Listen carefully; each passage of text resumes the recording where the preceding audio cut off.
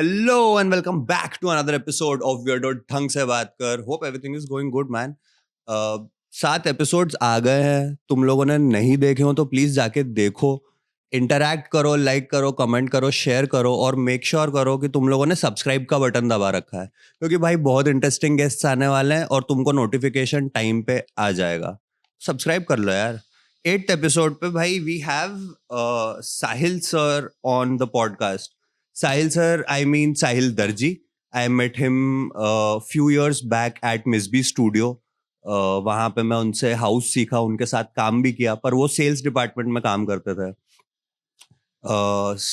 ये podcast interesting इस वजह से था बिकॉज उनके साथ बात करते हुए कभी टाइम का, टॉपिक का पता नहीं चलता है. उनके साथ बात करने में बहुत मजा आता है. कभी भी बैठते हैं तो अच्छी लंबी सभा बैठ जाती है.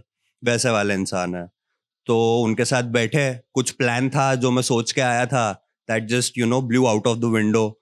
सो if you want to know how he started dancing, what was the story of his life, you can go ahead, check out a podcast जो कि ए कैश, शाउट आउट टू हिम, उसने शूट किया है. हमारे मिसबी का ही पॉडकास्ट है, शेप योर संडे एंड मिसबी. So go ahead, watch it अगर आपको उनके बारे में जानना है तो.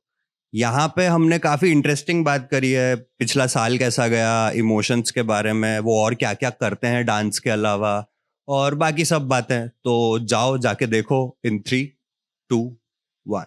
हेलो सर, कैसे हो? हेलो, मैं बढ़िया एकदम. सर ये इतनी सारी बुक्स रखी हुई है, हाँ. क्या कोई सी खास फेवरेट? आवाज आ रही है ना मेरी? मैं अभी भी वही उस जोन में हूँ. हाँ, पॉडकास्ट कर रहे हैं मेरे घर पे. ओके, इतनी सारी बुक्स. हाँ, तो ये अभी थोड़े टाइम पहले ही लिया मैंने. हाँ, पूरा मतलब हुआ 1-1.5 साल जितना. अच्छा. ये बुक शेल्फ की बात कर रहा हूँ. बुक्स तो थी मेरे पास, बस ऐसे ही कहीं पे भी रख देता था मैं, नीचे वगैरह. हाँ, और पढ़ने का शौक है तो अभी अलग अलग बुक्स पढ़ रहे हैं. सिर्फ अलग एक अलग. टाइप की मेरे नहीं. साथ सर क्या होता है कि एक तो ना, फर्स्ट ऑफ ऑल मैं बुक कंप्लीट नहीं कर पाता हूँ, और जहाँ वो छूट गई ना, फिर वो मैं भूल जाता हूँ कि क्या पढ़ा है मैंने. हाँ, तो वो एक ही ना चलती रहती है, चलती रहती है, चलती रहती है. आप कैसे कंज्यूम करते हो 1 या 2 बुक एक साथ? तो अभी मैं 3 बुक पढ़ रहा हूँ एक साथ. एक है जो स्वामी विवेकानंद का जो कर्म योग है, भक्ति योग है, ज्ञान योग है, उसका पूरा एक सेट है. तो उस सेट में 4 अलग अलग बुक है. उसमें से एक चल रही है मेरी, जो मैं पढ़ रहा हूँ अभी. उसके साथ मानव कौल को मैं बहुत पढ़ता हूँ, जो एक्टर है और बहुत ही अच्छे राइटर है वो. तो उनकी बुक पढ़ रहा हूँ मैं. और तीसरी बुक मेरी चल रही है जो कि है Men are from Mars and women are from Venus करके एक बुक है भाई. उसमें वो पढ़ के काफ़ी सारी चीज़ें समझ में आ रही है. अच्छा, ओके, इस तरीके से ऐसा होता है, वैसा होता है. तो पहले मेरे साथ ऐसा होता था कि हाँ, एक बुक पढ़ते हैं और उसको ख़त्म करते हैं. बट देन तुमने जो एक चीज़ बोली ना कि वो आधी पढ़ने के बाद मैं ख़त्म नहीं कर पाता या फिर वो मैं भूल जाता हूँ. सो मेरा ख़त्म नहीं कर पाने वाला स्टेज नहीं आता. ऐसा आता है कि हाँ, इसके साथ और कुछ है, टाइम बचा है तो पढ़ लेते हैं.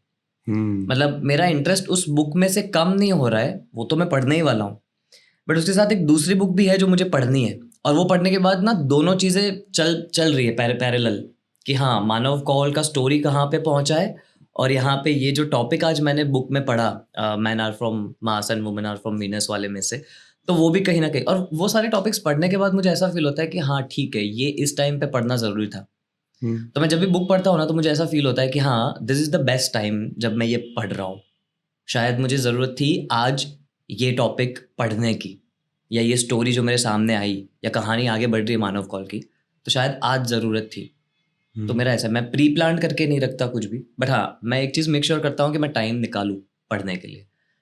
पहले नहीं हो पाता था एक साथ 2-3 बुक्स पढ़ना, अभी हो पा रहा है. तो ऐसा कभी हुआ है कि मतलब कुछ पढ़ा और उस समय शायद उतनी समझ नहीं थी कि उसने जो बोला हो बुक में वो हम समझ नहीं पाए, और फिर अब जाके वो चीजें समझ में आती है? ऐसा कुछ हाँ, एक पर्टिकुलर चीज जो आपके साथ हुई हो? मतलब मैं एक पर्टिकुलर चीज़ नहीं बताऊंगा, मैं ये बोलूँगा एक बुक, मतलब भागवत गीता की बात कर रहा हूँ मैं. वो मैंने पढ़ना, तो सबसे पहली बुक जो मैंने पढ़ी थी वो मुझे मेरी दादी ने बताया कि भागवत गीता पढ़ो, क्यों नहीं पढ़ रहे हो ऐसा. मेरी दादी ना भजन वगैरह में, भजन मंडली नहीं होती, तो वो उनका है पूरा ग्रुप, वो जाएंगे अलग अलग सोसाइटीज़ में, अलग अलग घर में, और सब भजन करेंगे, वो नाचते भी है। तो मुझे हमेशा से लगता है कि मेरी दादी में से ये सब मुझे मिला है, नाचना, गाना, भजन कीर्तन वगैरह। वो सुन के मैं नेचुरली उसकी तरफ मेरा ऐसा इंटरेस्ट बढ़ना शुरू हो जाता है। तो उन्होंने बोला था, अब मैंने वो शुरू किया था पढ़ना जब मैं 9th या 10th में था। तो मैंने आई गेस आधी पढ़ी, और उसके बाद मैं फट उसके श्लोक वगैरह तो हम नहीं पढ़ सकते, मतलब संस्कृत उतना अच्छा नहीं है, हाँ। समझ में नहीं आता मुझे। तो मैं उसके जो भी ट्रांसलेशंस होते हैं वो फटाफट पढ़ गया।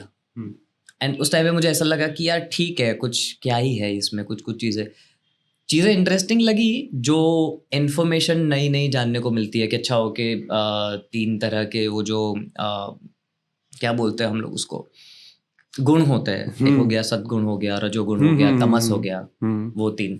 तो वो सारी चीज़ें नॉलेज मिल रहा था, तो मुझे ऐसा लग रहा था कि चलो ठीक है, कुछ तो मुझे समझ में आ रहा है। फिर वो युगा की जो बात होती है, कलयुग है, ये है वो, तो जो नंबर्स वहाँ पे है ना, तो वो नंबर्स पढ़ने के बाद ऐसा, ओ भाई साहब ऐसा। बट देन वो चीज़ छूट गई, फटाफट पढ़ के रख दिया मैंने। एंड देन मैंने वापस से पढ़ना बुक्स पढ़ना कब शुरू किया, जब मेरी कॉलेज ख़त्म हुई। 17 समथिंग 2016 का जो सेकंड हाफ है ना, तब मेरा बुक्स पढ़ना शुरू हुआ। एंड जब मैंने भागवत गीता वापस से शुरू की पढ़ना, वो आई गेस 17 में शुरू किया था। मैंने बोला यार ये पढ़नी है, ये एक ऐसी बुक है जो मैंने पढ़ना शुरू किया था, और वो फटाफट कर दिया, आधा अधूरा नहीं छोड़ देते, कुछ हुआ नहीं उसके साथ था। वही। तो वो वापस से जब पढ़ी, तब मुझे ऐसा रियलाइज़ हुआ कि अच्छा हाँ ओके, फर्स्ट टाइम पे ये मैंने पढ़ा था, नहीं पढ़ा था, और फर्स्ट टाइम पे ये पढ़ा और सेकंड टाइम पढ़ रहा हूँ, तो मुझे अब समझ में आ रहा है कि एग्जैक्टली क्या कहना चाह रहा है ये श्लोक, या ये मतलब पूरा मतलब 2017 में भी नहीं समझ आया था। एंड देन धीरे धीरे जब भी मुझे टाइम मिलता है ना, तो मैं भगवत गीता बीच में से कहीं से थोड़ा थोड़ा पढ़ लेता हूँ, या फिर मैं अभी तो हालांकि इन सारे टॉपिक्स के ऊपर बहुत सारे पॉडकास्ट आते हैं, बहुत सारे लोग रामायण और महाभारत के ऊपर क्या पर्सपेक्टिव्स अलग अलग हो सकते हैं वो बताते हैं, तो मैं वो चीज़ देख लेता हूँ या वहाँ से। एंड हर बार कुछ ना कुछ मिल जाता है अलग या नया। तो वो जो क्वेश्चन था कि हाँ पहले पढ़ा और बाद में पढ़ा, उसमें कुछ अलग फील होता है कभी कभी। कुछ बुक्स है, मानव कौल की एक बुक है तुम्हारे बारे में, वो एक लौती ऐसी बुक है जिसे मैंने सबसे ज़्यादा बार पढ़ा होगा, क्योंकि उस बुक का है टाइप क्या है, एक होता है ट्रैवलॉग, यात्रा वृत्तांत हो गया, फिक्शन हो गया कि जहाँ पे स्टोरी कलेक्शन हो गया, ठीक है। तो उनकी जो ये बुक है तुम्हारे बारे में, वो है न कहानी न कविता। जैसे यात्रा वृत्तांत लिखते हैं ना, या फिर लिखते हैं कहानी संग्रह या कविता संग्रह, तो उसकी जगह उस बुक के नीचे वहाँ पे लिखा हुआ है न कहानी न कविता। और उसका डिस्क्रिप्शन इस तरीके का कुछ दिया था उन्होंने अपने एक वीडियो में या इंटरव्यू में, कि मैं जब भी घूमने गया और वहाँ पे जो भी मुझे थॉट्स वगैरह आए, वो मैंने नोट्स में लिख दिए या कहीं लिख दिए, एंड देन वो कलेक्शन को पूरा मैंने बुक बना के पब्लिश कर दिया। एंड वो जो किस्से है कि वो जी रहे और उन सारी फीलिंग्स को उन्होंने लिख दिया, भाई साहब मेरे को कोई कविता कोई कहानी इतना टच नहीं कर गई जितना वो बुक मुझे टच कर गई। तो मेरी सबसे पहली किताब मानव कौल की ये थी, जो आज भी अभी भी मैं पढ़ रहा हूँ। आई गेस मैंने 2.5 साल पहले पढ़ना शुरू किया था, और अभी भी मैं मतलब पूरी हो चुकी है वो किताब, बट कभी भी हाँ कोई भी पढ़ना, मेरे मोस्टली इंस्टाग्राम पे कुछ स्टोरीज वगैरह वीडियोस वगैरह मैं डालता हूँ जब पोइट्री पढ़ने का मन होता है और शेयर करने का मन होता है, तो आधे से ज़्यादा टाइम मैं उसी किताब को निकालूंगा, उसमें से ही कोई किस्सा मानव कौल का लिखा हुआ जो बहुत ही कविता जैसा साउंड करेगा, वो मैं पढ़ लेता हूँ और वो मैं डाल देता हूँ। काफ़ी लोगों ने शायद सुना भी होगा वो इंस्टाग्राम में। सर ये जैसे अभी मैं आपका इससे पहले भी एक पॉडकास्ट देख रहा था, आकाश वाला, shout out Akash and miss B का पॉडकास्ट लेट्स गो। हाँ जी। तो उसमें आपने बोला ये दादी वाली चीज़ आपने बताई थी, तो मतलब जब आप थोड़ा सा आर्ट में घुस गए, थोड़ा बहुत समझा आपने, तो ऐसा कभी आपने नोटिस किया कि यार ये दादी तो मतलब ऐसे बहुत ही कैजुअली बहुत आर्टिस्टिक चीजें कर देती है यार, मतलब क्या इनको आइडिया है ये कितनी आर्टसी हैं? हाँ मतलब ये चीज़ मैं हमेशा मैंने मेरी दादी के साथ ना मैंने एक स्टोरी डाली थी, मैं दादी को स्केटबोर्ड करा रहा हूँ बोला चलो चढ़ो इसके ऊपर, और फिर वो चढ़ गए, वो बैलेंस करके खड़े, और मैं उनको ऐसा पकड़ के पुल कर रहा हूँ ताकि वो स्केटबोर्ड चले ऐसा। हाँ। तो कभी कभी मैं सोचता हूँ इसके बारे में कि हाँ मेरी ये जो यहाँ पे लिखा हुआ है दर्जी हाउस डांस, तो मैं सोचता हूँ कि मैं उस फैमिली से बिलोंग कर रहा हूँ जहाँ पे कोई भी आर्टिस्ट नहीं है। एक मेरी पूरी फैमिली में, या मेरी एज के मेरे जो भी कजिन्स हैं, मेरे भाई बहन जो भी लोग हैं, वो सब लोग या तो उनको पढ़ना है या तो उनको जॉब करनी है कि भाई पढ़ने के बाद अपन जॉब करेंगे ये वो ऐसा, या तो फिर कुछ अपना खुद का काम शुरू कर देंगे, बिजनेस वगैरह, कन्वेंशनल चीजें जो है। एग्जैक्टली। एंड मुझे ये क्वेश्चन होता था कि भाई मेरे किसी भाई को क्यों इंटरेस्ट नहीं है मेरे जैसा डांस में या लिखने में या फिर ऐसा। एंड मुझे समझ में आया कि हाँ वो नहीं हो सकता क्योंकि मेरी पूरी फैमिली में है ही नहीं वो चीज़। एक चीज़ जो मुझे रियलाइज़ हुई वो ये दादी वाला। दूसरी चीज़ मुझे रियलाइज़ हुई कि मेरे पेरेंट्स ने मुझे बहुत सपोर्ट किया है वो करने के लिए जो मुझे करना है। तो उनका ये सपोर्ट कि बेटा तुम्हें जो करना है वो तुम कर सकते हो, हम तुम्हें सपोर्ट करेंगे। उनका भी डर रहता है, उनका भी ऐसा रहता है कि नहीं पढ़ लो, जॉब कर लो, सेटल हो जाओ, वो सारी चीज़ें। बट देन ये दो चीज़ों की वजह से मुझे लग रहा है कि हाँ मेरा ये जो आर्ट एक्सप्लोर करना या फिर ये सारी चीज़ें वो मुझे मिली। और दादी को लेके जो ऐसे क्वेश्चन है कि यार इन्होंने बहुत ही आर्ट्सी वाली जो चीज़ कर दी, तो मुझे लग रहा है उनके टाइम पे ना ये सारी चीज़ें अप्रिशिएट करने के लिए कोई था नहीं, या फिर इसके बारे में बात करने के लिए कोई था नहीं, क्योंकि वो बिलोंग करते हैं लाइक गांव से, वो रहे यहाँ अहमदाबाद में, ठीक है। उनका उन्होंने बचपन में स्कूलिंग वगैरह हुआ जल्दी, उस टाइम पे मैं अपनी दादी की बात कर रहा हूँ, तो उस टाइम पे तो जल्दी शादी हो जाती थी। तो उन्होंने मुझे खुद बताया कि मेरी तो स्कूल भी शायद पता नहीं ख़त्म हुई थी कि नहीं, और उस टाइम पे शादी हो गई थी। मैंने बोला क्या बात कर रहे हो। एंड देन उसके बाद ये जो भी हमारा जो कल्चर है, लाइक मैं पर्टिकुलरली गुजराती अगर मैं बोलूँ कि जो फोक सॉन्ग्स हो गए, लोकगीत हो गए जो हम गाते हैं, या फिर जो लग्न गीत बोलते हैं जो मैरिज वगैरह में गाते हैं, या फिर जो भजन वगैरह है जो हम करते रहते हैं, तो मेरी दादी का इन सब में बहुत इंटरेस्ट पहले से कि गरबा करो, भजन गाओ।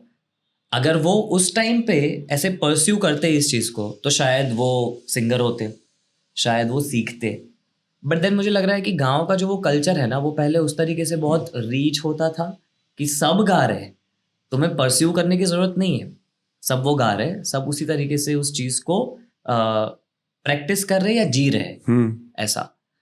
तो हाँ मुझे लग रहा है कि वो सारी चीज़ें उन लोगों में नेचुरली होती है, एंड देन उसमें से दिनचर्या का ही पार्ट है एक तरीके से। एग्जैक्टली हाँ। तो उनको वो चीज ऐसा लगता है कि हाँ तो बस, तो हम तो करते हैं जैसे आप रात को बैठ के बुक पढ़ते हो वैसे वो रात को बैठ के गाना गाते हैं हाँ। या उनके वहाँ पे जैसे हमारे यहाँ पे क्या है कि भाई चलो मिल लेते हैं, बात कर लेते हैं, या कुछ भी कोई एक सेशन कर लेते हैं फलाना जो हमारे इंटरेस्ट में है।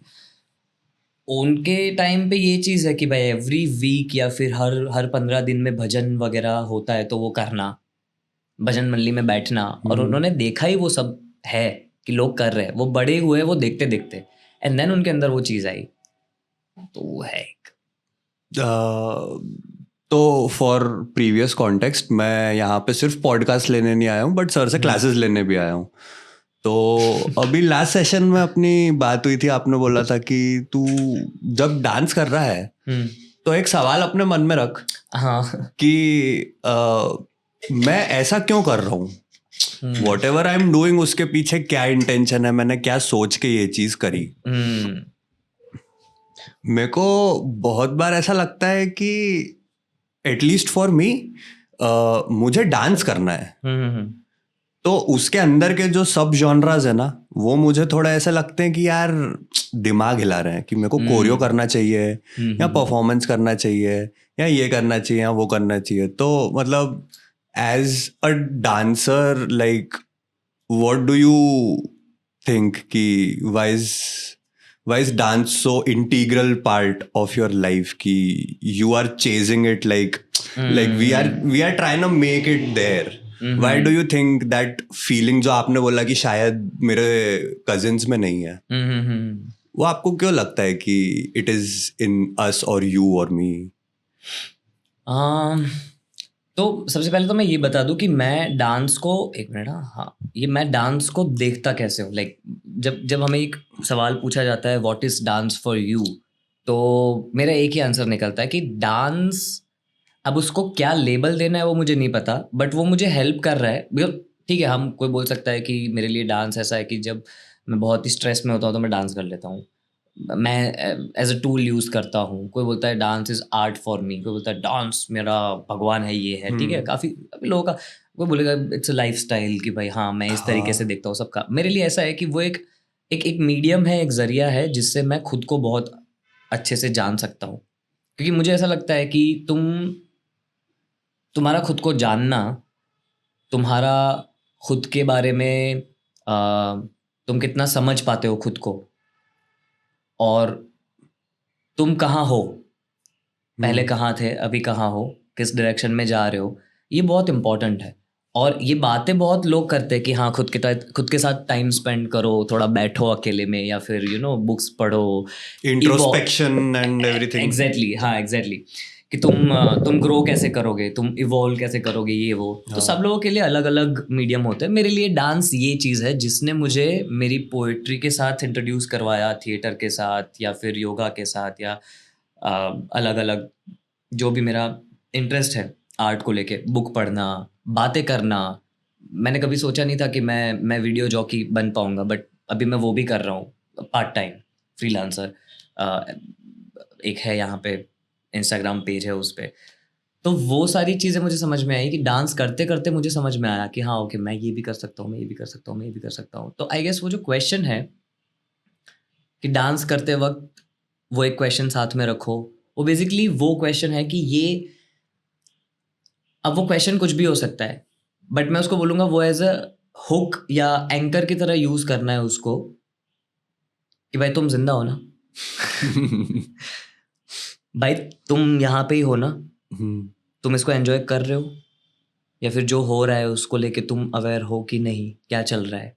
या क्योंकि दो तरीके होते हैं, एक तो तुम सो रहे हो मस्त और चीज़ें हो रही है, दूसरा तुम बहुत मस्त एंजॉय कर रहे हो और चीज़ें हो रही है, बट जब तक तुम्हें पता ही नहीं है कि तुम सो रहे हो या जगे हुए हो, तो फिर कैसे चलेगा। तो आई गेस वो क्वेश्चन इसीलिए थोड़ा ज़रूरी रहता है कि वो तुम्हें दोनों का बैलेंस बना के दे, या फिर तुम्हें एक रियलिटी चेक दे कि तुम कहाँ हो, क्या कर रहे हो, वो चीज़। तो आई गेस वो क्वेश्चन जो डांस करते वक्त या फ्री स्टाइल करते वक्त मैंने पूछा था, मैंने बोला था कि हाँ ये पूछते रहो, वो ये था। और रही बात डांस की, तो भाई डांस से तो बहुत कुछ, अभी अभी मैं नए डांस फॉर्म एक्चुअली सीखने की कोशिश कर रहा हूँ, जानने की कोशिश कर रहा हूँ। कोशिश से मेरा मतलब है कि मैं सीखने, ओके सो चलो ठीक है, इसको ऑफिशियली बता ही देते हैं। मैं भरतनाट्यम सीखना शुरू कर रहा हूँ अभी, बस थोड़े दिनों में स्टार्ट होगा मेरा ट्रेनिंग। बट वो बेसिक ट्रेनिंग से स्टार्ट कर रहा हूँ मैं, ऐसा पूरा माइंडसेट ऐसा नहीं है कि पूरा सालों की ट्रेनिंग करना ही है।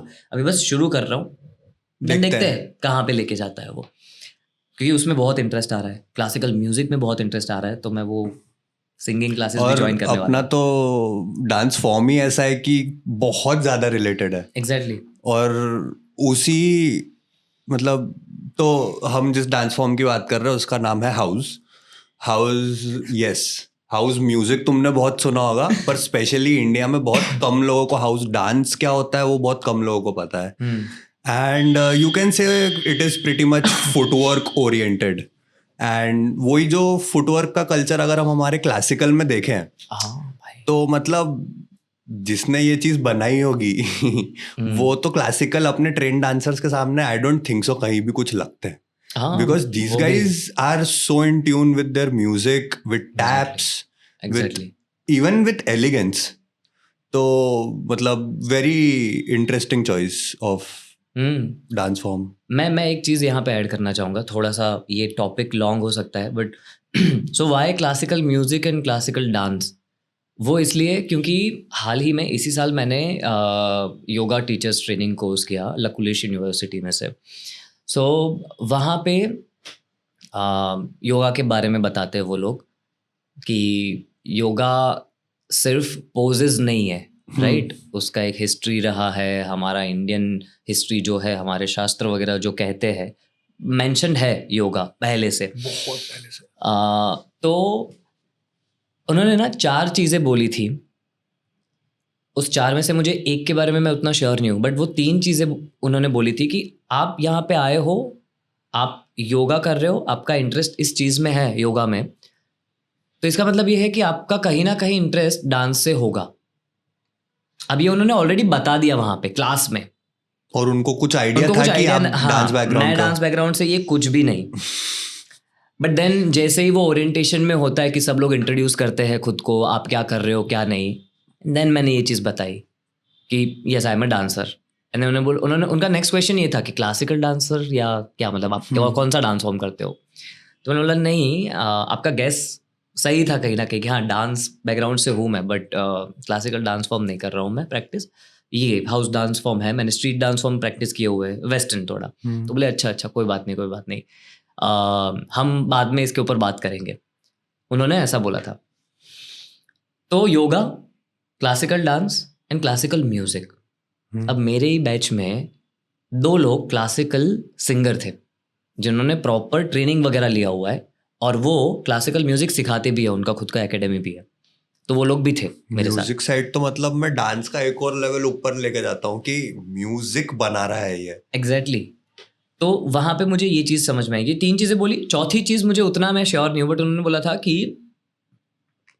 भक्ति, कि आप किस तरीके से आपका भक्ति को लेके क्या है थॉट्स आपके, वो, but I am not sure कि वो कितना है। मैं इन 3 चीज़ों के बारे में श्योर हूँ कि उन्होंने क्लासिकल डांस बोला था, योगा अगर आप कर रहे हो तो आप क्लासिकल डांस फॉर्म को कभी ना कभी तो इंटरेस्ट लोगे ही, हाँ। या क्लासिकल म्यूजिक को लोगे। अगर आप क्लासिकल म्यूजिक सीख रहे हो तो आपका कभी ना कभी पाला पड़ेगा डांस के साथ, या और वो तो होता ही है, क्लासिकल म्यूजिक और वो डांस वगैरह सब साथ में चलता है, हैंड इन हैंड। अगर आप दोनों कर रहे हो तो ये पॉसिबल ही नहीं है कि आप योगा के कांटेक्ट में आओ ही ना। एंड देन मैं जितने भी अहमदाबाद के क्लासिकल डांसर्स हैं उन लोगों को देखना शुरू किया मैंने। मैं जानता सबको, इंटरेस्ट नहीं ले रहे थे, मिलना जुलना नहीं होता था, बट जब भी कभी प्रोजेक्ट्स वगैरह होते हैं, और अब हालांकि पिछले कुछ टाइम से ये प्रोजेक्ट्स वगैरह ज़्यादा हो रहे हैं कि मैं उनके कांटेक्ट में आ रहा हूँ, हर तीसरा या चौथा इंसान योगा प्रैक्टिशनर दिख रहा है मुझे। एंड ये योगा प्रैक्टिस के बाद मेरा इंटरेस्ट उतना नहीं था, थोड़ा बहुत मुझे था कि हाँ ठीक है, हॉर्न की आवाज़ आएगी। वो तो पोस्ट एडिटिंग से पता चलेगा।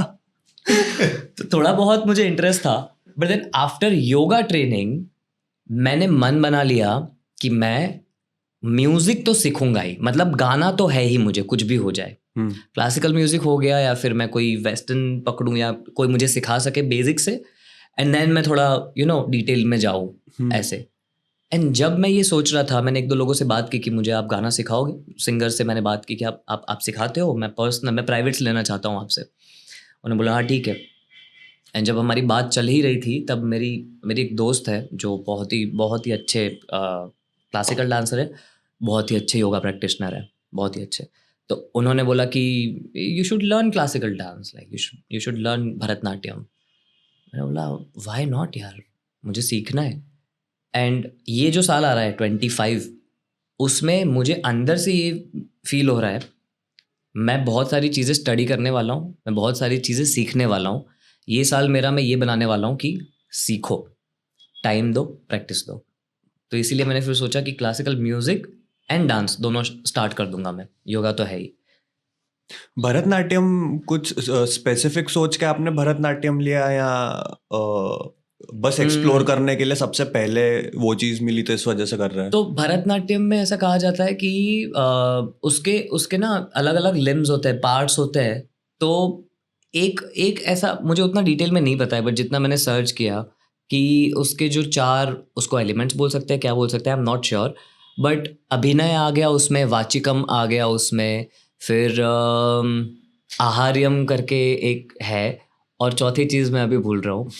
तो ये चीज़ मुझे बहुत इंटरेस्टिंग लगी, बहुत फैसिनेटिंग लगी कि वाचिकम है जहाँ पे तुम बोल रहे हो, अभिनय है जहाँ पे तुम सिर्फ और मुद्रास वगैरह भी हो गए कि मुद्रास का एक अलग मीनिंग होता है कि तुम क्या मुद्रा कर रहे हो, ठीक है।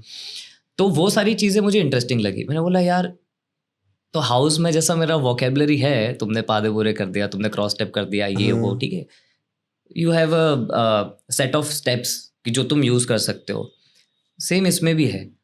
तो एज एन आर्टिस्ट मुझे ये चीज़ दिमाग में आई कि क्यों ना इसको सिखा जाए। कथक भी मुझे उतना इंटरेस्टिंग लगता है, और मैंने सोचा नहीं, अभी भरतनाट्यम से शुरू करता हूँ, देन देखते हैं ये कहाँ पे लेके जाता है मुझे। सो वो एक चीज़ थी। अभी तो जैसे आपने बोला कि अगला जो साल है 25 उसमें ये है, इस साल का क्या सीन, मतलब बचे हैं कुछ दिन, बचे हैं, कैसा बीता आपका 2024? चलो जाना है उसमें वाकई। आप तैयार हो तो कोई दिक्कत नहीं सर। डाइव करते हैं 2024 ऐसा साल जिसने बहुत कुछ सिखाया। किस सेंस में कि मुझे होता है ना, एक टाइम आता है कि जब तुम्हें ऐसा लगता है कि भाई क्यों ये क्यों हो रहा है मेरे साथ, या ऐसा किस तरीके से मैं इसको फेस करूंगा, या किस तरीके से मैं इसमें से निकलूंगा बाहर। वो मेरा था साल ये, क्योंकि मैंने हाल ही में न्यूमेरोलॉजी का भी एक छोटा सा कोर्स वगैरह अटेंड किया था। हाँ। सर ये तो पता ही नहीं था, वेरी इंटरेस्टिंग टॉपिक। अच्छा है ना, मेरा ऐसा रहता है कि मैं सीखना वगैरह वैसे भी स्टार्ट हो चुका है, तो वो ज्योतिष शास्त्र एंड न्यूमेरोलॉजी ये दोनों थोड़ा बहुत मैंने, हाँ, तो मतलब तुम्हारा डेट ऑफ बर्थ से तुम्हारा मूलांक क्या है, भाग्यांक क्या है, वो सब पता चलता है, उसके अकॉर्डिंग कुछ चीज़ें हैं जो आप प्रेडिक्ट कर सकते हो कि ये मूलांक वाले ऐसे होते हैं, ये मूलांक वाले ऐसे होते हैं, ऐसा सब बेसिक। कुछ उतना ज़्यादा नहीं पता है मेरे को, बस मैं सीख रहा हूँ, मैं कोशिश कर रहा हूँ जानने की। तो 2024 के बारे में ऐसा कहा जाता है कि हाँ, शनि देव का साल था ये। अच्छा। हाँ, कि उसका जो टोटल नंबर आता है वो क्या आता है 24 का, 4 + 2 + 2 7 8। हाँ, 8 नंबर इज शनिदेव का नंबर। अच्छा। अब शनिदेव आ रहे तो मतलब भाई तुम मेहनत करने वाले हो तो करो, तब जाके मिलेगा फल। अगर कुछ भी आड़ा टेढ़ा किया, गए, शनिदेव बता देंगे। हाँ, और वही, और ऐसा होता है कि नवंबर एंडिंग में और दिसंबर के टाइम पे अगले साल का असर होना शुरू हो जाता है। नवंबर एंडिंग एंड दिसंबर मंथ 2023 भाई एकदम डूब गए थे। मतलब कर्जे में नहीं। एकदम से सारी चीजें ना बहुत ऐसा लगने लगी थी कि यार ये क्या हो रहा है मेरे साथ। थोड़ा ओपनली बताऊं, सो ब्रेकअप, उस टाइम पे मैं ब्रेकअप फेस कर रहा था, ब्रेकअप से गुजर रहा था, और ये वही वीक है by the way, breakup week है मेरा। अच्छा, दिसंबर के टाइम ही ऐसा कुछ इसी टाइम पे चल रहा था सब कुछ। और एक साइड में मेरे काम को लेके, मेरे आर्ट को लेके, खुद को लेके इतना इनसिक्योर, इतने सेल्फ डाउट में था कि मुझे ये समझ में नहीं आ रहा था कि यार शिट, लाइक मैं कुछ भी सोच रहा हूँ तो मुझे ऐसा लग रहा है कि इसका कोई मतलब नहीं है, ये करके क्या ही करूँगा। मतलब ये सारी चीज़ें अगर मैं बोलूँ तो इसको सिम्टम्स बोलते हैं कि भाई डिप्रेशन आना शुरू हो रहा है, या फिर माइल्ड डिप्रेशन है तुम्हें, कि तुम्हें नींद नहीं आ रही है, तुम्हें पता ही नहीं नींद क्यों नहीं आ रही है, प्रैक्टिस करके आए हो, शोज चल रहे हैं तुम्हारे, शोज कर रहे हो, बट जितना टाइम डांस कर रहे हो उतना टाइम ही मज़ा आ रहा है, जैसे ही बाहर आए तुम्हारा चेस्ट हैवी फील हो जाता है, तुम्हारा सिर एकदम फॉगी क्लाउडेड हो जाता है। एग्जैक्टली, हैवी फील होता है लेजिट।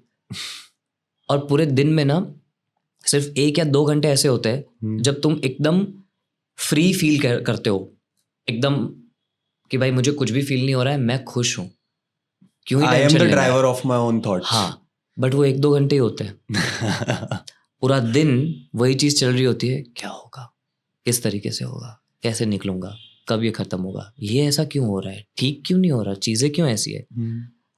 और लास्ट ईयर तो इस जो टाइम की मैं बात कर रहा हूँ तब हम सब थे साथ में, मिस बी में सब चल रही थी चीज़ें, और उसी टाइम पे ये डिस्कशन भी चल रहा था कि स्टूडियो का क्या करना है आगे। तो ये सारी चीज़ों से गो थ्रू कर रहा था।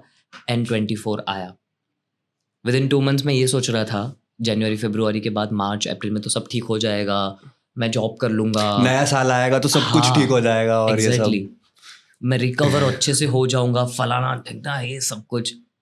भाई 1 पूरा साल लगा है। अब ये नवंबर दिसंबर में बैठ के मैं ऐसा बोल पा रहा हूँ कि हाँ, आई एम ओके। अभी मुझे खुद के ऊपर मेरा जो सेल्फ एस्टीम है, मेरा जो सेल्फ कॉन्फिडेंस है, वो अभी इस लेवल का है, मैं बोल पा रहा हूँ कि आई एम रेडी फॉर 25। आने दो, मस्त, मैं रेडी हूँ काम करने के लिए, प्रोजेक्ट्स पे काम करने के लिए। तो क्या हुआ, वो सारी चीज़ें नहीं है मेरे पास।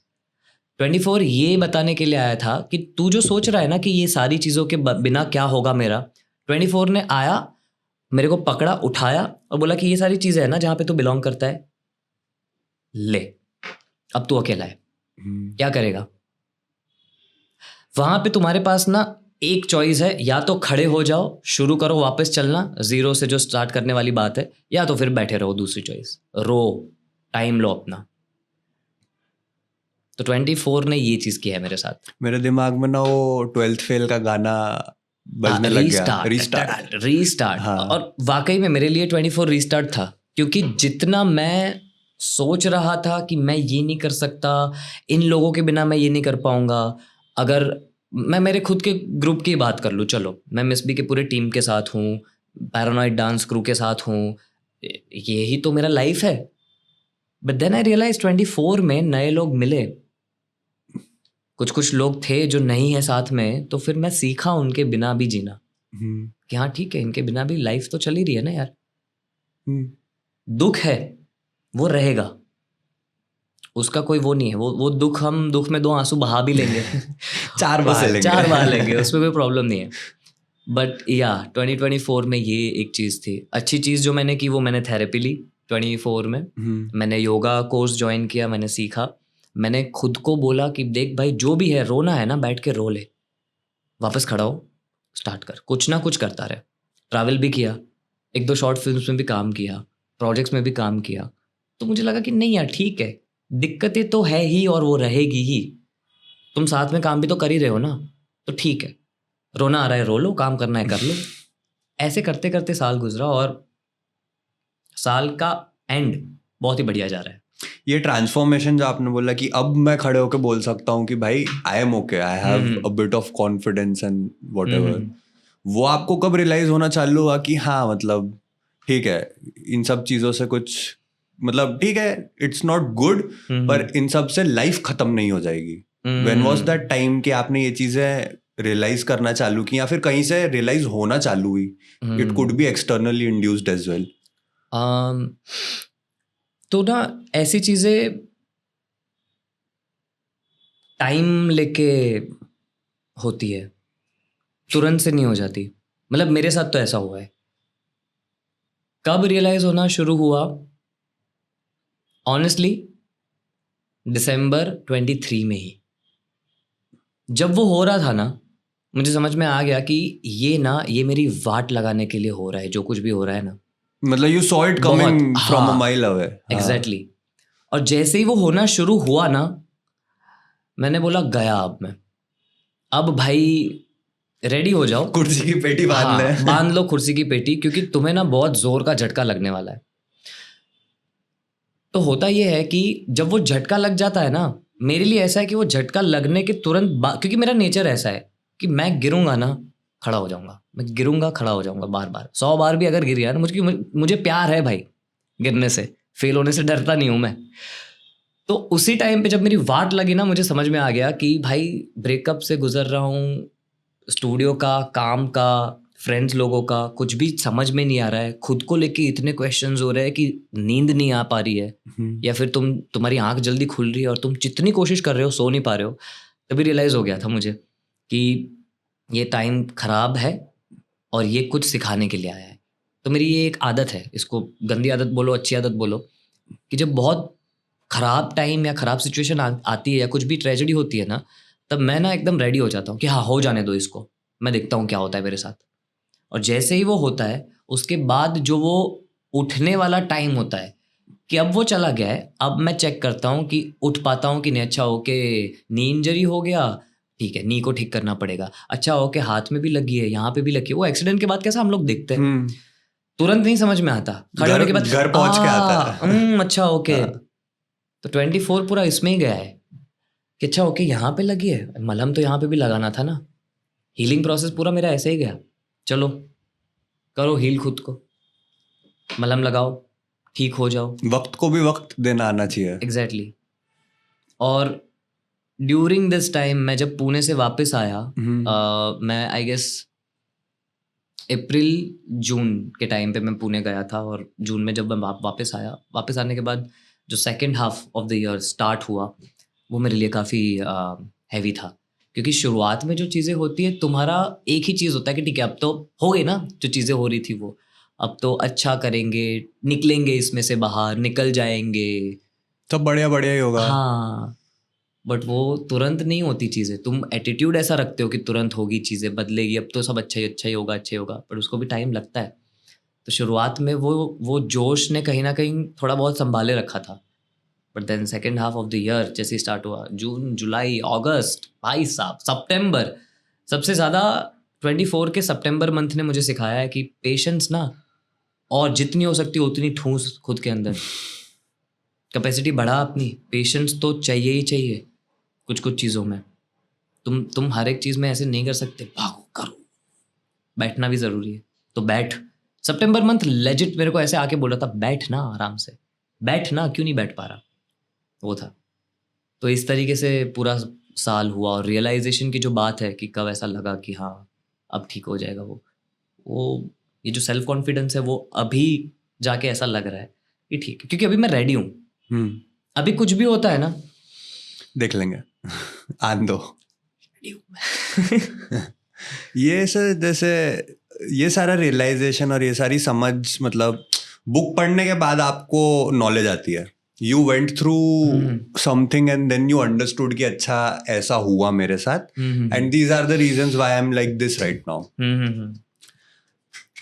टचवुड ऐसा कभी भी किसी के साथ ना हो, पर if someone or maybe you go through this again, what do you think other than dance, what were those anchor points that made sure कि आप वापस खड़े हो रहे हो? मतलब जो लोग बुक नहीं पढ़ते उनका क्या? नहीं, तो ऐसे एग्जाम्पल के लिए बोल दिया था कि बुक पढ़ने के बाद ही आपको उसका नॉलेज आता है। हाँ, तो अच्छा, you have been through experience के बाद ही, आई गेस लाइक वो तो नेसेसरी है ना। मतलब मुझे ऐसा लगता है कि तुम, पता नहीं सबको क्या प्रॉब्लम है इतना फेल होने से, या यू नो ट्रेजेडी, और ये मैं देख सकता हूँ, ये मेरी फैमिली में भी। घर का बच्चा कुछ भी कर रहा है ना, हाँ पेरेंट्स प्रोटेक्टिव होते हैं, ठीक है, बट देन ये भी पता होना चाहिए कि कितना प्रोटेक्टिव होना है। तुम बच्चे को अगर कुछ करने ही नहीं दोगे, या उसको गिरते हुए देख ही नहीं पाओगे, या उसको आदत ही नहीं डालोगे ऐसी कि तू ठीक है गिर गया ना तो खड़ा हो जा वापस, और तुम नहीं वो करोगे तो गिर जाओगे, मैं बोल रहा हूँ वो करोगे तो गिर जाओगे, नहीं ऐसे नहीं रख सकते। मुझे लग रहा है कि हाँ वो यार सुख और दुख दोनों चाहिए। मैं तो बोलूँगा ठीक है दुख ज़्यादा होए, दुख अगर ज़्यादा होगा ना तब तुम्हें पता चलेगा कि हाँ सुखी रहना कैसे है।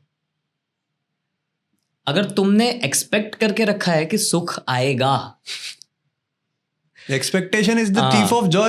Exactly. Like don't expect anything. हाँ, तो मुझे ऐसा लग रहा है कि तुम्हें गो थ्रू तो करना ही पड़ेगा। जो भी लाइफ की ट्रेजेडीज है, जो भी दुख आते हैं, तुम्हें जो लगता है कि तुम्हारे लिए ये दुख है, किसी और के लिए नहीं है, बट तुम्हें ऐसा लगता है कि यार मेरा तो ये हो गया, मेरी जॉब छूट गई, मेरा इंक्रीमेंट नहीं हो रहा, मुझे लग गया, मुझे एक्सीडेंट हो गया, मैं compete करने वाला था और ये हो गया, ठीक है ओके ठीक है रो लो, बट फिर तो उठ के करना ही है ना। तो उसके जैसा है ये। अभी सर जैसे उस दिन मेरी आपसे बात हो रही थी, आपने बोला कि आपने क्रू को बोला था कि मैं छोड़ रहा हूँ करके तो वो कैसा रहा, मतलब वो क्या थॉट प्रोसेस था, कैसा क्या था? क्योंकि मैं तो ये मानूंगा कि कहीं ना कहीं जैसे सिंस पैरानॉइड क्रू का नाम सुना हुआ है, आप उनके साथ इतने टाइम से स्टूडियो पे भी काम कर रहे हो, एज अ ग्रुप भी काम कर रहे हो, एज अ क्रू काम कर रहे हो, तो बहुत सारी चीजें सीखने को मिलती है, बहुत सारे रिलेशंस मिलता है। एग्जैक्टली। नाउ सिंस अब आपको ये डिसीजन लेना है, तो कहीं ना कहीं वो फीलिंग्स और वो चीजें ना रोक के रखती है। हाँ एग्री। तो पूरा प्रोसेस मतलब कैसा था कि अंडरस्टैंडिंग कि ये मैं क्यों सोच रहा हूँ, इसको करके कुछ होगा नहीं होगा, क्या मुझे करना चाहिए, ये सही होगा कि नहीं, मैं बाहर चले जाऊं फिर मजा नहीं आया वापस बोलूं अंदर आना है वाले, नहीं अब नहीं आ सकते। ओके तो नहीं, like fortunately and luckily paranoid dance crew, मतलब वही होता है, सबको अपने क्रू को लेके बहुत अच्छी बातें करता है, ठीक है। मैं वही चीज़ बोलूँगा कि पैरानॉइड डांस क्रू जैसा कोई नहीं है। Agreed. एग्जैक्टली, क्योंकि उन्होंने वही चीज़ बोली कि ठीक है तुझे जाना है जा, दरवाजे खुले हैं, वापस आने आ जा, उन्होंने ऐसा बोला था। एंड यहाँ पे एक दो चीज़ें हैं जो मैं बोलना चाहूँगा। First of all okay, I am not a part of paranoid dance crew anymore. अभी मैंने क्रू छोड़ दिया है। दूसरी चीज़ ये, नहीं कोई झगड़ा या कोई ऐसे कलेश वगैरह नहीं हुए हैं कि तुझे तो मैं देख लूंगा, ये वो कुछ भी ऐसा नहीं है। बैटल में मिली हो बैटल में मिली वही तो। बीफ वाली चीज़ नहीं, ऐसा कुछ भी नहीं है। क्या था, किस तरीके से था, ओके तुमने एक बात बताई कि दिमाग में वो सारी चीज़ें चल रही है कि फ्रेंड्स है, क्रूमेट्स है, रिलेशन है, तुमने इतना टाइम साथ में स्पेंड किया है, तो तुम्हें ये डिसीजन लेने से कई सारी चीज़ें रोकती है, राइट। 23 से जो मैंने बताया वो टाइम दिसंबर 23 का जहाँ से चीज़ें होना शुरू हुआ, बिगड़ना शुरू हुआ, उसी टाइम पे ये भी था दिमाग में कि क्रू का क्या करना है, मुझे रहना है, मुझे नहीं रहना है, क्योंकि क्रू उतना एक्टिव नहीं है अभी पिछले 1 साल की अगर मैं बात करूँ तो। एंड मुझे भी काफ़ी सारी चीज़ें थी ऐसी, मुझे भी मन नहीं हो रहा था, वाइब उतना नहीं आ रहा है, क्योंकि मैं उस पोजीशन में था, उस सिचुएशन में था। और मैं उस टाइम पे ये चीज़ सोच के काफ़ी मुझे सैड फील होता था कि यार पता नहीं ये चीज़ ना अभी भी मैं समझ नहीं पा रहा हूँ कि क्या था ऐसा जो मुझे बॉदर कर रहा था, बट कुछ तो था कि जो मुझे ये सोचने के लिए मजबूर करता था कि ठीक है तो अभी इसको क्या करूँ, मैं क्या करूँ। वो एक फीलिंग सितंबर मंथ 2024 और 23 से चल रहा है, वो सितंबर के 9 सितंबर को 9 सितंबर 2024 को आके वो ख़त्म हुई। जब मैंने, और यहाँ पे मैं ये एग्री करूँगा, एक चीज़ मैं बोलना चाहूँगा, मैंने थोड़ा स्टूपिड तरीके से ये चीज़ की थी। मेरे एक फ्रेंड ने मुझे बोला कि this is called brutal honesty. अच्छा, तो we should practise kind honesty. Kind honesty word है या क्या एक दूसरा, but we should not practise brutal honesty. अगर अवॉइड कर सकते हो तो प्लीज़ उसको अवॉइड करो, ऐसा। तो या वो भी मेरा क्रूमेट ही था है, मतलब था है। तो मैंने क्रू वालों को कॉल लगाया, मैंने बात करके रखी थी कि कुछ बात करनी है ये वो ऐसा। तो सब लोग ऐसा था कि अच्छा शादी कर रहा है, उनको मेरे क्रू को ना मेरी शादी करवानी है, कि बोले आप शादी करो, आप शादी करो। मैं नहीं, मैं थोड़ा टाइम लगाऊंगा, अभी नहीं। तो मैंने वीडियो कॉल में फिर उन लोगों को बात की कि देखो पिछले कुछ टाइम से ये मेरे दिमाग में चल रहा है, I am not feeling okay, ये वो। और उस टाइम पे यहाँ से एक क्लैरिटी थी कि बस यहाँ तक ही था मेरा सफ़र आप लोगों के साथ, इतना ही था। मैं रहूँगा यहाँ पे साथ में, बस मैं क्रू का पार्ट या फिर मैं वो लेबल में नहीं हूँ, लेबल हाँ, से जो बंदा एक लगा रहता है क्रू में, हाँ वही, वो चीज़ नहीं हो पा रही है। तो मैं इस चीज़ को बोल के इसको यहाँ पे रखना चाहता हूँ कि मैं अब क्रू का पार्ट नहीं हूँ, या फिर मैं। तो उन्होंने बोला कि यार देख, टेक योर टाइम, तुझे अगर थोड़े टाइम के बाद वापस ऐसा ज्वाइन करना है तो कर सकता है। ऑफ कोर्स मेरा क्रू महान है तो उन लोगों के एंड से वो आना, वो मेरे लिए बहुत ही लाइक एक प्यारा जेस्चर था कि चलो हाँ कि उन लोगों ने ये चीज़ गलत तरीके से नहीं ली। हाँ, क्योंकि गलत तरीके से ले भी नहीं सकते ना, स्टूपिड चीज़ तो मैंने की थी सुनो ना, बात करनी है क्या, मैं क्रू छोड़ रहा हूँ है ऐसा कौन करता है। तो वो एक चीज़ थी, बट स्टिल इसका कोई ठोस आंसर मेरे पास नहीं है। मेरे पास एक ही आंसर है कि मुझे लगा कि सब छूट रहा है, सब ज़ीरो से स्टार्ट हो रहा है, और ये चीज़ एक ऐसी थी जिसने पुराने साहिल को पकड़ के रखा था। तो मैंने सोचा कि भाई ठीक है, तो मैंने उस डोरी को काटा नहीं, मैंने वेट किया कि कब वो पिल्ला ख़त्म हो जाए, कब वो फिर के खाली हो जाए, एंड तक जाते हैं। इसकी टी-शर्ट बनाऊंगा मैं कि मैंने वो डोरी काटी नहीं, मैंने वेट किया कि कब वो पिल्ला खत्म हो जाए। मैं डोरी नहीं काटता, मैंने तो लास्ट ईयर भी नहीं काटी थी डोरी किसी और ने काटी थी हाँ सर, अब खैर बात आई गई है तो मेरा फेवरेट एक पोएट है, उसका नाम है फिल के करके। ओके। वो एक लड़की के साथ एक पोएट्री करता है अबाउट लव, कि लव तुम्हारी लाइफ में आता है, तुम्हें लगेगा कि उसके लंबे बाल होंगे, ओहो, काली काली आंखें होंगी, तुमने उसके बारे में ऐसा सोचा था, पर जब तुम प्यार से सही में मिले तो प्यार के घुंघराले बालते हैं। प्यार चश्मा कभी उतारता ही नहीं था। और फिर जब when love arrives, it arrives at the right point, and when love leaves, it is the right point when the love leaves. And when the love leaves, ask them to like let the door be open so that when love comes back, उन्हें दरवाजा बंद नहीं मिला है।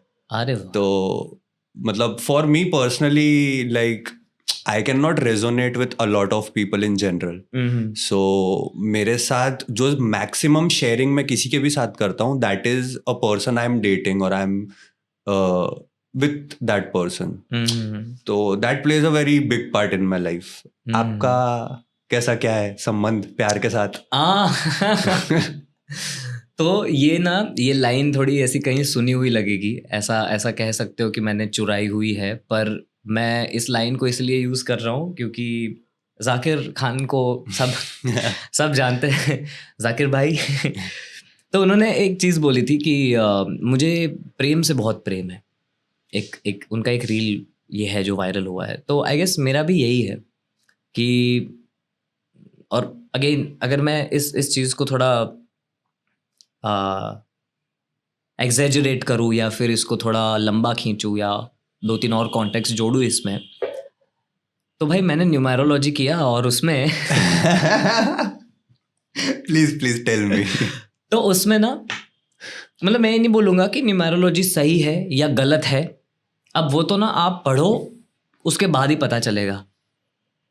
कोई भी चीज़ ना predict करना बहुत आसान है, पर पढ़ने के बाद वो जब समझ में आता है ना कि ऐसा क्यों है, वो चीज़ अलग है।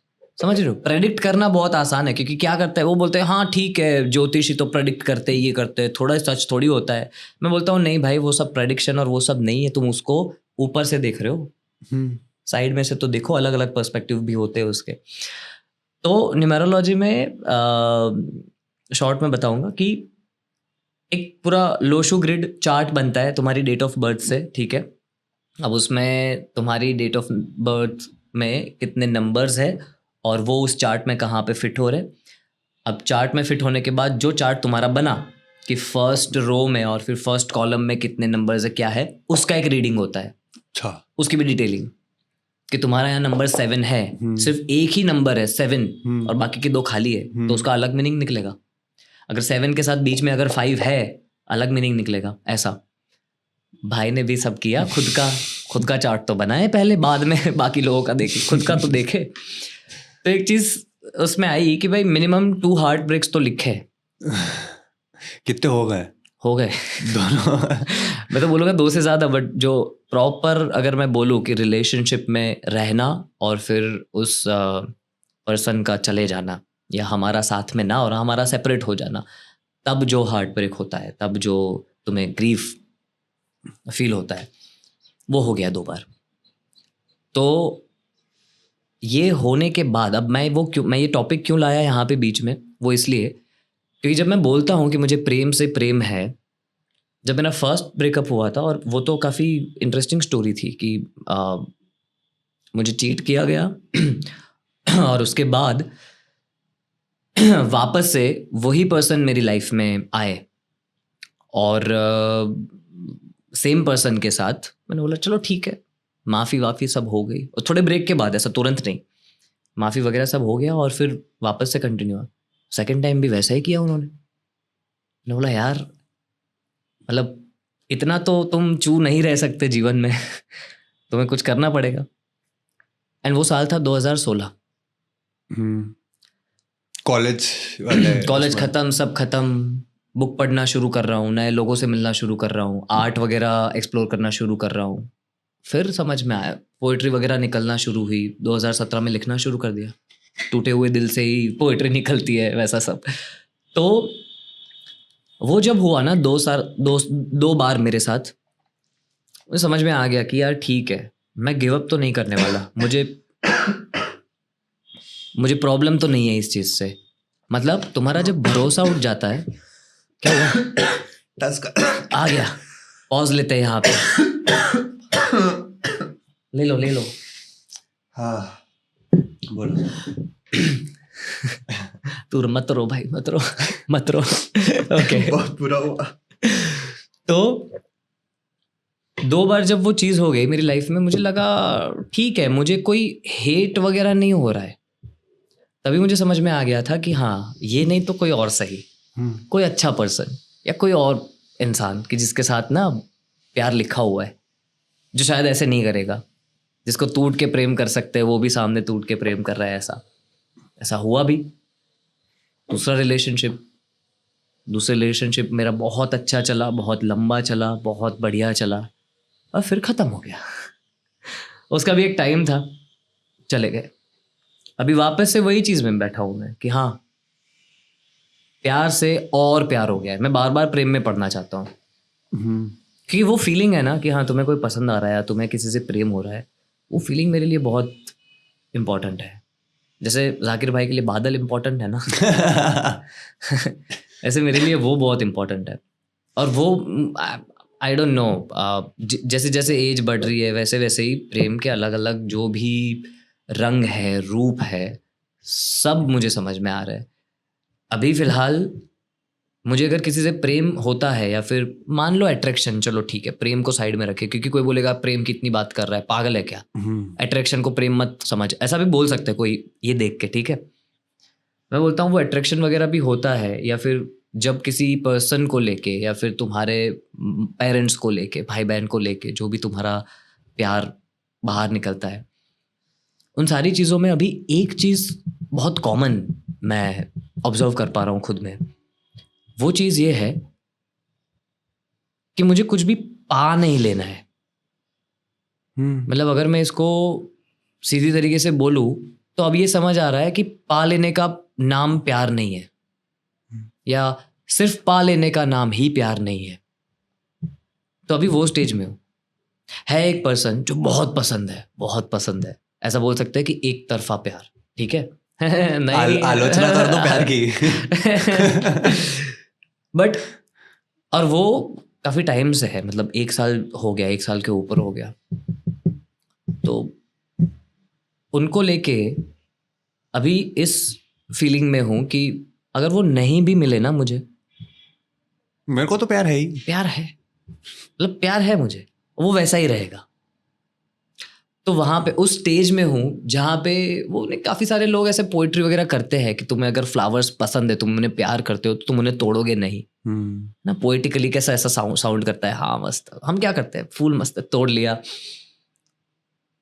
तो ये जो कहा गया है ना कि प्यार है उससे, इसलिए उस फूल को वहाँ पे रहने दिया, वो बात अभी समझ में आ रही है मेरे को कि नहीं चाहिए मुझे वो मेरे बगीचे में, नहीं चाहिए वो मुझे मेरी थाली में या किसी के बालों में, नहीं चाहिए। वो फूल अच्छा है, वहाँ पे रहने दो, उसके जैसा है।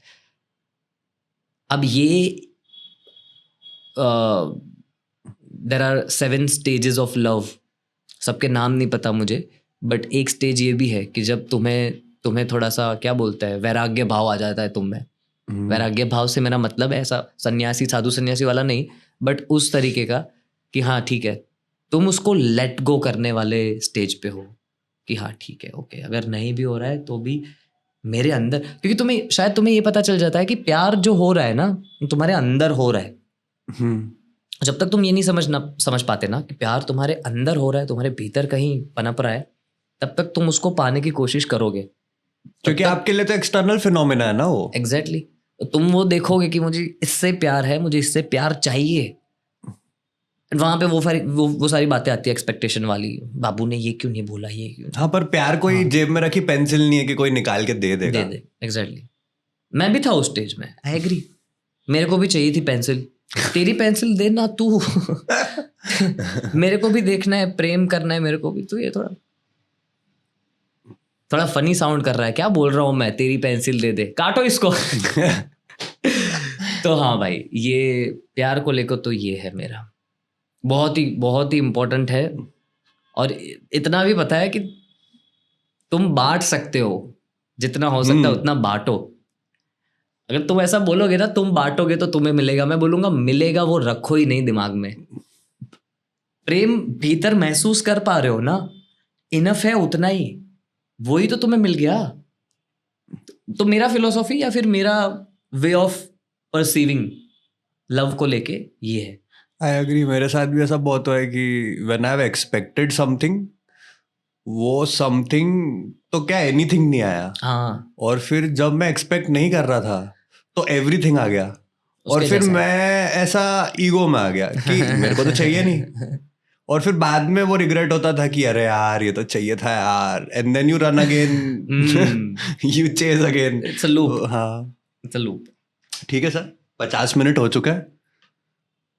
मैं मैं यही बोल रहा था कि इतना लंबा एपिसोड करते हो, ये वो फलाना, तुमने बोला था कि फटाफट खत्म हो जाएगा, पता भी नहीं और चलेगा। एक्चुअल टॉपिक तो अपन ने छुआ ही नहीं है। छू लो भाई, चलो। नहीं हो गया, Ready? हो ये गया? अगली बार में करेंगे सर। अच्छा, सेकंड एपिसोड करना है हाँ, इनका 1 घंटे में नहीं हो पाएगा भाई। देखो अभी ये बोल रहा हूँ मैं, लगता है ऐसा कि लंबा एपिसोड है क्या, किस तरीके से, बट देखो यार, है ना, लंबे एपिसोड भी देखो, कहीं ना कहीं कुछ ना कुछ क्लिक हो जाएगा। मुझे ऑनेस्टली पता नहीं चला कितना जल्दी खत्म हो गया है। तो आपके लिए मेरे पास कुछ सवाल, सजेशन, कुछ पूछना हो या कुछ कंक्लूडिंग नोट्स देने हो?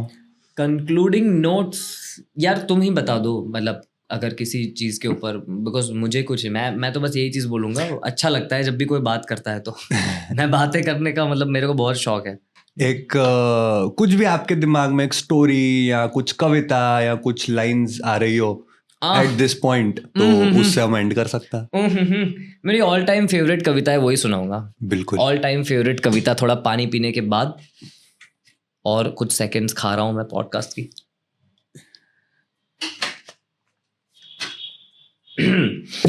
तो ये सबसे मेरी फेवरेट कविता बोलो, नज्म बोलो, ठीक है, मैं इसको बोलता हूँ मुक्त लेखन, कि जो दिमाग जो चल रहा है दिमाग में उसको बस छाप दिया तुमने।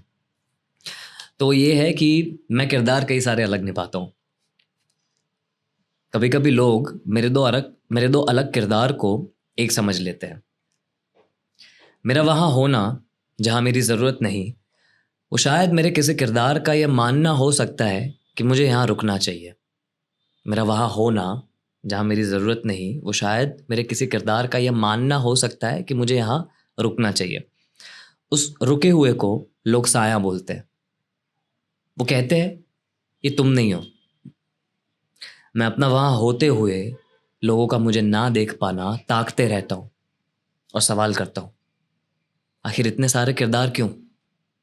जवाब में एक किरदार कान के पास आकर कहता है, अबे ओए, आखिर हम सब एक ही तो है, एक ही तू जिसे तू मैं कहता है। मैं अपनी आंखें बंद कर लेता हूँ।